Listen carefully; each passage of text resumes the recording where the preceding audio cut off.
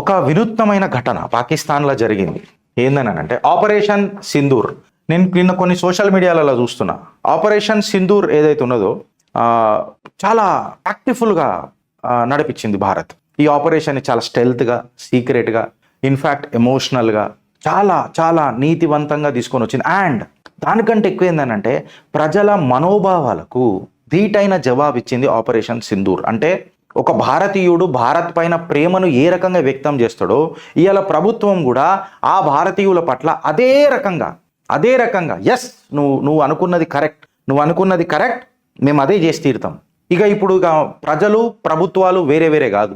కేంద్ర సర్కార్ భారతదేశానికి వచ్చినప్పుడు మేము అబ్సల్యూట్గా పాలకుల కంటే ఎక్కువ ప్రజల లెక్క ఆలోచిస్తాం.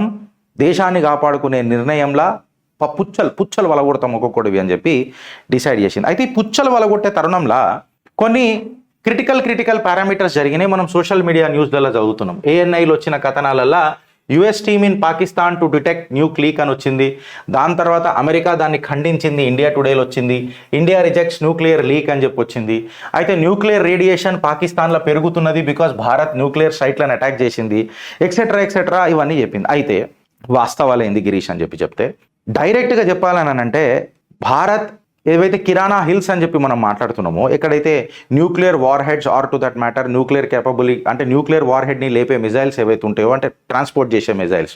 ఫర్ ఎగ్జాంపుల్ ఫ్రెండ్స్, ఇప్పుడు ఇది ఒక న్యూక్లియర్ బాంబ్ అనుకుందాం. న్యూక్లియర్ బాంబ్ అని అనుకున్నప్పుడు ఇది న్యూక్లియర్ వార్ హెడ్, అంటే ఇది యాక్చువల్గా డెటోనేట్ చేసే న్యూక్లియర్ వార్ హెడ్.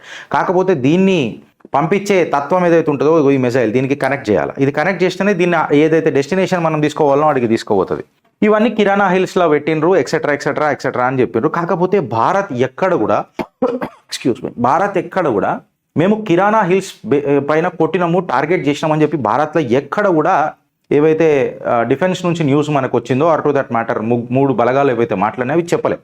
అయితే ఇక్కడ గుర్తుపెట్టుకోవాల్సింది ఏంటంటే భారత్ ఏం టార్గెట్ చేసింది గిరీష్ ఇక్కడ అంటే సర్గోతా ఎయిర్ బేస్. పాకిస్తాన్లో ఉన్న కిరాణా హిల్స్ ఏవైతే ఉన్నాయో దానికి 22 కిలోమీటర్ల దూరంలో ఉన్న సర్గోతా ఎయిర్ బేస్ని భారత్ టార్గెట్ చేసింది. అయితే డైరెక్ట్ న్యూక్లియర్ని టార్గెట్ చేసింది చేయలే. సర్గోతా ఎయిర్ బేస్ 22 కిలోమీటర్ల దూరంలో ఉంటుంది. ఇప్పుడు స్టోరీ ఏందామిగా 1971 తర్వాత ఒక్క నిమిషం ఫ్రెండ్స్, 1971 తర్వాత పాకిస్తాన్కి క్లియర్ కట్గా అర్థమైంది ఏంటంటే ఎట్టి పరిస్థితులలో కూడా భారత్ మీద మనం యుద్ధం గెలవలేం. భారత్ మీద మనం యుద్ధం గెలవాలనంటే మనకు న్యూక్లియర్ మిజైల్స్ కంపల్సరీ ఉండాలా, న్యూక్లియర్ వెపన్స్ ఖచ్చితంగా ఉండాలా. అట్లయితేనే భారత్ భయపడుతుంది అని చెప్పి డిసైడ్ అయ్యారు. అయితే నేను న్యూక్లియర్ మిజైల్ టెస్ట్ చేయాలని అంటే అమెరికన్ శాటిలైట్స్ ఇవన్నీ బాగా, యూరోపియన్ శాటిలైట్స్ ఇవన్నీ బాగా నిఘా పెట్టి కూర్చుంటాయి పాకిస్తాన్ మీద. భారత్ మీద కూడా వెనకటికి మనం చూసినాం. వెనకటికి పోఖరాన్ టెస్ట్ చేసినప్పుడు మనం అంతా చూసినాం. అయితే పాకిస్తాన్ ఇవి ఎట్లా ఏం చేయాలని ఆలోచిస్తున్నప్పుడు పాకిస్తాన్ ఏం చేసిందంటే పెద్ద స్కేల్లో కాకుండా ఒక గుహలో, ఇప్పుడు ఫర్ ఎగ్జాంపుల్ దీపావళి వచ్చింది అనుకుందాం, నేను పటాకాలు కాలవాలి. కాకపోతే మా ఇంట్లో పటాకాలు నేను పెద్ద బాంబులు కాల్చింది అనుకో, ఇంట్లో కొడతారు. నేనేం చేస్తా, తెలివని జాగాలో పోయి కాల్చేసి వస్తాను. అయితే పటాకా కాలవాలనంటే నేనేం చేస్తా, తెలివని జాగాలో పోయి కొట్టడానికి ప్రయత్నం చేస్తాను, ఇంట్లోకి తెలియొద్దని. పటాకా కాల్చినాక నా లోపల ఒక ఆనందం వేరే ఉంటుంది. ఇన్ఫాక్ట్ నేను న్యూక్లియర్ వెపన్ని డెటనేట్ చేసినా తెలుసుకున్నా అని తెలుస్తుంది. దీన్ని sub critical test or whatever it may be అని అంటాం. పాకిస్తాన్ దీనికి ఒక కోడ్ నేమ్ పెట్టింది. ఏమని పెట్టిందంటే కిరాణా 1 అని చెప్పి పెట్టింది. ఇది ఇస్లామాబాద్ రావల్పిండికి బాగా దగ్గర ఉంటుంది. అయితే దీన్ని ఏం చేసిందని అంటే పాకిస్తాన్ ఒక 3-4 భాగాలుగా డివైడ్ చేసింది. ఎట్లా అంటే కంప్లీట్గా కిరాణాలనే కాకుండా రావల్పిండిలా ఒక బేస్ తయారు చేసుకుంది. కౌతా అని ఒక ప్లేస్ ఉంటుంది పాకిస్తాన్లో. కౌతాలా యురేనియం ఎన్రిచ్మెంట్ ప్రోగ్రామ్ పెట్టుకుంది. అంటే యురేనియంని ఎన్రిచ్ చేసి న్యూక్లియర్ క్యాపబిలిటీ మిజైల్ కోసమని యురేనియం ఎన్రిచ్ చేసే కెపాసిటీ పెంచుకోనికే ఆ స్థావరాన్ని డిజైన్ చేసుకుంది మన కౌతాల. కుషాబ్లా న్యూక్లియర్ కాంప్లెక్స్ పెట్టుకుంది. అంటే ప్లూటోనియం ప్రొడక్షన్ అంటాం కదా, న్యూక్లియర్ ప్రొడక్షన్ కోసము కుషాబ్లా న్యూక్లియర్ కాంప్లెక్స్ పెట్టి ప్లూటోనియం ప్రోగ్రామ్ పెట్టుకుంది ప్రొడక్షన్. చష్మాలా రీఫ్యూలింగ్ ఫెసిలిటీ పెట్టుకుంది. అంటే ఫర్ ఎగ్జాంపుల్ ఇప్పుడు నేను ఒక చిన్న వార్ హెడ్ వాడనికే ఇంత యురేనియం వాడినా, 1 గ్రామ్ ఆఫ్ యురేనియం వాడినా. ఇవ్వచ్చు నేను న్యూక్లియర్ ఎక్స్పర్ట్ని కాదు, 1 గ్రామ్ అంటే తెలుసా గిరీష్ అని చెప్పి ఇక కమెంట్లో పెట్టకుర్రి. నేను ఎగ్జాంపుల్ కోసం చెప్తున్నా. 1 గ్రామ్ యురేనియం మీరు వాడినరు, 1 గ్రామ్లో కూడా అది కట్ చేసినప్పుడు లేదా యూజ్ చేసినప్పుడు what ever it is use చేస్తున్నప్పుడు 1 గ్రామ్ మీరు ఏదైతే వాడినరో ఆ 1 గ్రామ్లో మీరు ఒక 0.1 గ్రామే వాడినరొచ్చు. సబ్ క్రిటికల్ టెస్ట్ అంటే లో సిమ్యులేషన్ మెకానిక్స్ అని అంటారు. అది చెప్తా ఇప్పుడు మీకు. ఆ పాయింట్ 1 వాడిన తర్వాత ఏదైతే రెసిడ్యువల్ ఫ్యాక్టర్ ఉంటుందో మళ్ళీ దాన్ని కలెక్ట్ చేసి రీయూజ్ చేసే కెపాసిటీయే ఈ కౌతాలో ఉన్న యురేనియం ఎన్రిచ్మెంట్ ప్రోగ్రామ్. అయితే ఇట్లా చెష్మా రీఫ్యూలింగ్ ఫెసిలిటీ అనేదంతా పెట్టి నెల్లూరు కాదు, మళ్ళీ భారతదేశం ఆంధ్రప్రదేశ్లో ఉన్న నెల్లూరు కాదు, నిల్లోర్ అని ఒక ఏరియా ఉన్నది. అక్కడ రీసెర్చ్ అండ్ డెవలప్మెంట్ ఫెసిలిటీ చేసింది పాకిస్తాన్. చేసి ఏం చేసిందంటే ఈ కిరాణా హిల్స్ గుహల లోపలికి పోయి చిన్న చిన్నగా డిజైన్స్ ఇంకా డెవలప్మెంట్ చేసుకుంటా, ఈ డిజైన్ ఉంటే ఎంత ఇంపాక్ట్ అవుతుంది, ఇగో ఇట్లా ఉంటే ఎట్లా ఇంపాక్ట్ అవుతుంది అని చెప్పి సిమ్యులేషన్ చేసి చిన్న క్రిటికల్ టెస్ట్లు చేసి ఆ గుహ లోపల సిమ్యులేషన్ చేసి డిజైన్ చేసి ఈ డిజైన్ ఉంటే ఇగో ఇంత పేలుతుంది, ఇంత దూరం పోతే గిట్లా పేలుతుంది అని చెప్పి ఒక టాక్టికల్ న్యూక్లియర్ వెపన్స్ని తయారు చేసి పెట్టుకున్నది. ఇన్ఫ్యాక్ట్ న్యూక్లియర్ వెపన్స్ని కూడా తయారు చేసి పెట్టుకున్నది.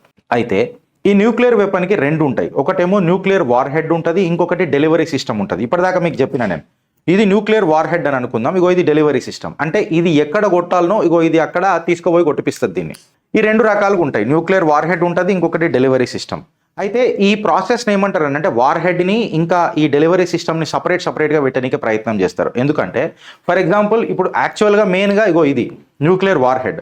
ఈ న్యూక్లియర్ వార్ హెడ్ నేను ఈడబెట్టిన, అక్కడనే నేను మళ్ళీ డెలివరీ సిస్టమ్ కూడా పెట్టిన అనుకో, ఇప్పుడు భారత్కి తెలిసింది అనుకో, ధల్మన్ పేల్చిపడదొప్పుతుంది, వాళ్ళ దగ్గర ఏం మిగిలాయి. అందుకే జర పక్కకు పెడతారు. దీన్ని ఏం చేస్తారనంటే సాబుటాజ్ ఆపరేషన్కి జర దూరం పెట్టడానికి ఇది ప్రయత్నం చేస్తారు. దీన్ని డీమేటెడ్ పాలసీ అని అంటారు. ఫర్ ఎగ్జాంపుల్ దీన్ని కలిపేస్తే ఇది మేటింగ్ అయింది. ఇప్పుడు దీన్ని డీమేటెడ్ పాలసీ అని అంటారు. దీన్ని సపరేట్ పెట్టారు కాబట్టి దీన్ని డీమేటింగ్ పాలసీ అని అంటారు. అలాగ్ పెట్టుడు అనమాట. అయితే ఇవన్నీ ఎక్కడ హైడ్ చేసిర్రు అని అంటే కిరాణా గుహలల్లా హైడ్ చేసిర్రు.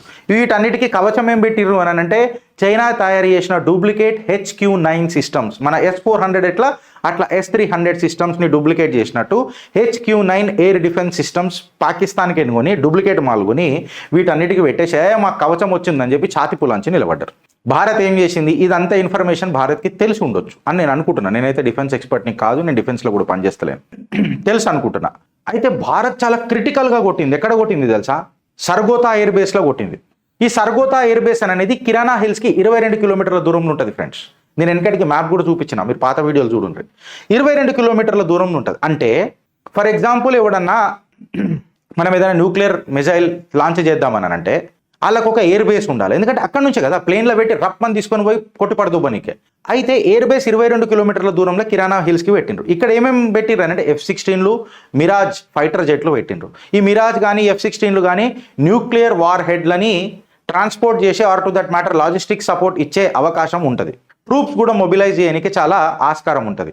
దాంతోపాటు ఈ సర్గోతా ఎయిర్ బేస్లో 2 చాలా ఏమంటారు క్రిటికల్ ఆపరేటింగ్ డివిజన్స్ ఉన్నాయి పాకిస్తాన్కి. ఒకటేమో స్ట్రాటజిక్ ప్లానింగ్ డివిజన్ ఒకటి ఉన్నది, ఇంకొకటి ఏమో వచ్చేసి స్పెషల్ రెస్పాన్స్ ఫోర్స్ పాకిస్తాన్ ఏదైతుందో. అంటే వీళ్ళ మెయిన్ ఏందనంటే ఈ న్యూక్లియర్ వార్ హెడ్లను కాపాడడం, ఇంకొకటి ఇది ఒక కోవర్ట్ యూనిట్. బేసికలీ దేనికైనా అంటే న్యూక్లియర్ వెపన్స్ని కాపాడడం పాకిస్తాన్లో. ఈ 2 బలగాలై ఈ సర్గోతా ఎయిర్ బేస్ని దునియా మొత్తంకి ఏం చెప్పిందంటే మా గిన్వేల్ అని బ్లాస్ట్ ప్రూఫ్లు మొత్తం అసలు కవచం దగ్గరికి రాదు అని చెప్పి ఇప్పుడు కిరాణా హిల్స్ దగ్గర ఏం పెట్టింది, నేను చెప్పిన ఇంతకుముందు S-300 HQ-9 సిస్టమ్స్ పెట్టింది. ఎందుకు? Air defence. ఏదైనా మిజైల్ గిట్లా భారత్ నుంచి వచ్చినా వేరే దగ్గర నుంచి ఎక్కడ నుంచి వచ్చినా ఈ HQ-9 వచ్చేసి బెలాస్టిక్ మీద కౌంటర్ ఎయిర్ డిఫెన్స్ మెకానిజం ఉంటుంది కాబట్టి కొట్టి పడేస్తుంది మిజైల్ని, గాల్లోనే ఇక్కడ దాకా రాదు అని. అయితే సర్గోతా ఎయిర్ బేస్ కూడా 22 కిలోమీటర్ల దూరం ఉండగానే ఏమైపోయిందనంటే ఈ కిరాణా హిల్స్కి 2 ఎయిర్ డిఫెన్స్ మెకానిజమ్స్ వచ్చేసినాయి. ఒకటేమో సర్గోతా ఎయిర్ బేస్ది, ఇంకొకటి HQ-9 పాకిస్తాన్ నుంచి చైనా నుంచి డూప్లికేట్ మాల్కు ఉన్నారు కదా అది. అచ్చా 2 ఉంటాయి కదా, ఇంకేంత ఉంటుంది, మాది బ్లాస్ట్ ప్రూఫ్ అయిపోతుంది ఎక్సెట్రా ఆలోచించారు. మా రన్వే కూడా బ్లాస్ట్ ప్రూఫ్ అని చెప్పి ప్రపంచ దేశాలకు చెప్పారు. ఎప్పుడైతే సర్గోతా ఎయిర్ బేస్ని మన భారత్ టార్గెట్ చేసిందో, రన్వేని పుచ్చడాలు లేపి పడేసిందో, China S-300 HQ system duplicate మాల్లని ఛేదించి చెడ్డిప్పి చెదలు పట్టించింది వాళ్ళ చరిత్రను. మెసేజ్ ఫ్రమ్ భారత్ క్లియర్ కట్గా ఉండే, బిడ్డా నీ న్యూక్లియర్ స్థావరాలు కూడా మాకు తెలుసు, గెలుక్కోకు గీకి పడేస్తా. ఇండియన్ ఎయిర్ ఫోర్స్ రేడార్లా సబ్ కుచ్ దిక్తా హే ఆర్ ఓ జో దిక్తా హే. నేను ఇంకో మాట మాట్లాడా, డీకి డీ వస్తుంది. సో ఇండియన్ ఎయిర్ ఫోర్స్ ఎంత ఘాతక్ అటాక్ చేసింది సర్గోతా ఎయిర్ బేస్, అంటే 22 కిలోమీటర్స్. అయితే ఇప్పుడు నేనేమంటా ఫ్రెండ్స్ అని అంటే, ఓ పెద్ద మనం డిఫెన్స్ ఎక్స్పర్ట్లం కాము, ఓ పెద్ద మనం న్యూక్లియర్ సైంటిస్ట్లం కాము, మనము కోడి దిమాగ్ గల్లం, అది వేరే విషయం. కానీ ఇప్పుడు 22 కిలోమీటర్స్ ఫ్రమ్ కిరాణా హిల్స్ దగ్గర భారత్ దాడి చేసి చూపించింది. బై ఛాన్స్ ఏమన్నా న్యూక్లియర్ వార్ హెడ్ల మీద ఆ ఇంపాక్ట్ తగిలి ఏమన్నా లీక్ అవుతుందా అని అనేది ఒక పాకిస్తాన్కి ఒక డౌట్ వచ్చింది. డౌట్ రాగానే ఏం చేసిందంటే ఈజిప్ట్తో కాళ్ళు పిచ్చమడుకొని boron 10 whatever it is ఆ మెటీరియల్ తెప్పించుకుంది. ఈ పౌడర్ మళ్ళీ అది ఎట్లుంటుందో నాకు తెలియదు. అది వేస్తే ఏమవుతుందంటే ఈ న్యూక్లియర్ రేడియేషన్ ఏదైతే ఉంటుందో కదా ఫ్రెండ్స్, అది అబ్జర్వ్ చేసుకుంటుందంట, ఐడెంటిఫై చేస్తుందంట. ఇది ఈజిప్ట్ నుంచి తెప్పించుకున్నది. అది కూడా ఏదో ఘాటి ఉంటుందంట, పర్వతాల మధ్యలో ఇది దొరుకుతుందంట. దీన్ని వేస్తే ఆ రేడియేషన్ ఏమైనా ఉంటే ఇది అబ్జర్వ్ చేస్తుంది, ఆర్ టు దట్ మ్యాటర్ చెప్పేస్తుంది. పాకిస్తాన్కి భారత్ క్లియర్ కట్గా మెసేజ్ ఇచ్చింది. నిన్న ప్రధానమంత్రి మోదీ గారు కూడా నిన్న అదే మాట్లాడారు. టాక్స్ లేవు, వాటర్ రాదు, పాకిస్తాన్తో మాకు సంజోతానే లేదు, ఒక రోగ్ నేషన్తో మేము ఎప్పుడు కంఫర్టబుల్ ఉండం, బికాస్ పాకిస్తాన్తోనే ప్రపంచ దేశాలల్లో కిరికిరీలు ఉన్నాయి. Maybe future war will be more deadly Pakistan అని చెప్పి భారత్ ఒక మెసేజ్ ఇచ్చింది. రాను భారత్ థర్మైట్ బాంబ్స్ ఏవైతే ఇజ్రాయెల్ యూజ్ చేస్తుందో, ఇజ్రాయెల్ టెక్నాలజీ వాడి థర్మైట్ బాంబ్స్ కూడా ప్రొక్యూర్ చేయొచ్చు. అది కుషాప్ అండ్ కౌతా ఫెసిలిటీలలో భీకర దాడి చేయొచ్చు. ఇన్ఫ్యాక్ట్ పాకిస్తాన్ యొక్క బలం ఏంది తెలుసా ఫ్రెండ్స్? మేము న్యూక్లియర్ స్టేట్ అని చెప్పి మూతబరి చెలాస్తుంది కదా, ఇవాళ అలా మూతబరిని కూర్చోబెట్టి ఉల్టా హాత్ పచ్కడ్ అక్రాస్ ది టేబుల్ పోవడం అని కొడతాం చూడు, ఏమ్రా అనని అట్లా కొట్టింది నా భారత్. ఇన్ఫ్యాక్ట్ నేను భారతదేశ ప్రభుత్వాలకు, అంటే నేను అంత పెద్దోడిని కూడా కాదు, సజెషన్ నాకు తోచింది. మీ ప్రేమలా ఒక చిన్న ప్రేమికుడిని నేను నా దేశానికి. సో ఆ ప్రేమతో సజెషన్ ఏంటంటే, ఈ న్యూక్లియర్ సైంటిస్టులు ఎవరైతే పాకిస్తాన్లో ఉంటారు కదా, వీళ్ళని హనీ ట్రాప్ చేసో, లేకపోతే ఆ ఇజ్రాయెల్ చంపుతో చూడు, మన విషం పెట్టి చంపుతో చూడు, ఇంజక్షన్లలో, అన్నం తినే తిండిలలో విషం పెట్టో ఏదో చేసి ఖతం చేసేయాలి ఇలా నెట్వర్క్ని ఎక్సెట్రా. ఇలా న్యూక్లియర్ సైంటిస్టులనే కాదు, రిటైర్ అయిపోయిన వాడు అందరూ బయటనే ఉంటారు ఫ్రెండ్స్. ఈ నా కొడుకులు అందరు బయటనే సెటిల్ అవుతారు. వీళ్ళందరినీ ఏం చేయాలని అంటే, ఏదో ఒకటి హనీ ట్రాప్ చేసో, లేకపోతే మెడికల్ ఇంజెక్షన్స్ ఇచ్చో, ఏదో ఒకటి ఇచ్చి ఏదో ఒకటి చేసి ఇలా న్యూక్లియర్ అంబ్రెల్లా అనేది ఉంది చూడు, ఈ ఛత్రికి చెదలు పట్టించేసేయాలి. ఇలా పాకిస్తాన్కి ఒక క్లియర్ కట్ మెసేజ్ అయితే పోయింది. ఏంది తెలుసా? భారత్కి మొత్తం తెలుసు, పాకిస్తాన్ మేరా దేశ్కు సబ్ కుచ్ పతా హై. సో జరా గట్టి ఉండు, భద్రంగా ఉండు, and to that matter duplicate మాలమ్మే చైనాతో జర దూరంగా ఉండు. నువ్వు చైనా హిమ్మత్తో ఏదైతే నాటకాలు ఆడినావో, నిన్ను పచ్చకడు కొట్టి మెసేజ్ చైనా కూడా ఇచ్చింది దా అని చెప్పి. ఇక మిగిలింది టర్కీ. దాని మీద ఒక కథనం చేద్దాం ఫ్రెండ్స్, మనం మాట్లాడదాం దాని మీద. ఇది నీ నా భారత్, గర్వించి గౌరవించి గర్జించే భారత్. భారత్ మాతాకి జై.